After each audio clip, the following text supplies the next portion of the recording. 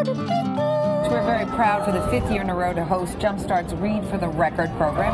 It's a really great program. It's an attempt to promote early childhood education and reading by encouraging people all across the country to read to children. This year, the book is The Snowy Day by Ezra Jack Keats.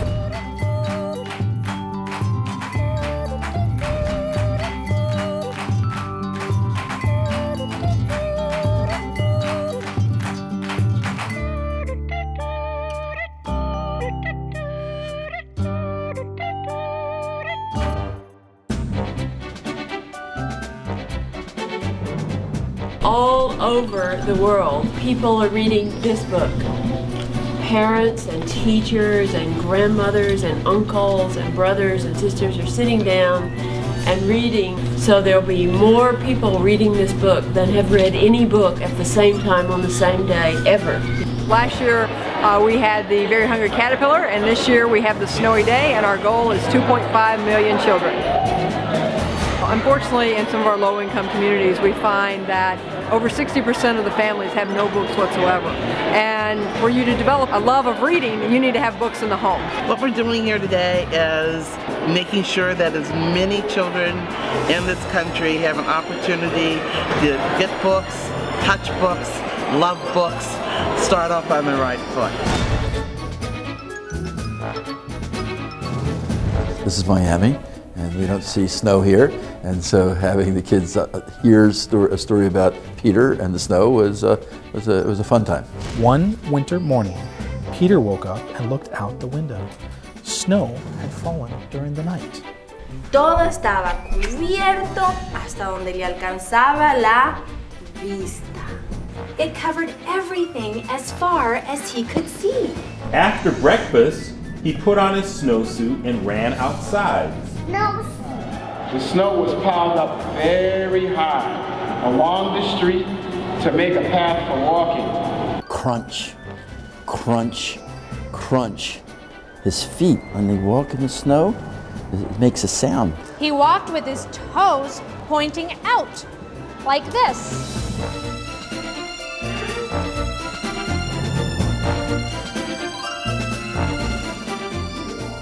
Along with reading the book, we've also been doing some activities where the kids use not only their imagination, but their whole body to act out the story. And then they also did a learning activity. They talked about matching socks that Peter would have put on his feet, or matching boots. And then they did a tactile experience where they touched the snow and touched the ice, and they moved the ice cube around the room. And I think it's important for kids to see that a book is not just a piece of paper, but they can look through the book, use their brain, use their imagination, act out the story, use their body, and then do all of these different activities. And it's really fun for them. We have a lot of electronic communication going on in our world. It's important for kids to hear an adult, particularly, and see and touch and see the eyes and see the words and see that the story is being told with that human interaction. Fast.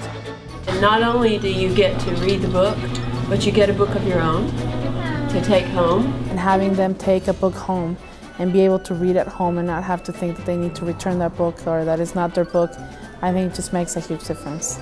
They can read the story over and over and over again with their family, and it becomes part of their own family story. It says The Snowy Day.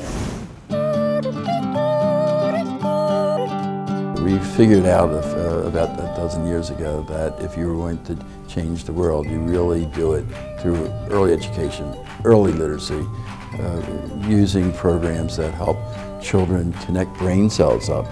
These are pictures of snowflakes, and snowflakes that fall from the sky, like rain. It's cold. It's the maximum time for brain cell development and neurons connecting. If you do it right, between 0 and 5, you connect the kid up for life. I just read whatever I want to read. Just all over the place.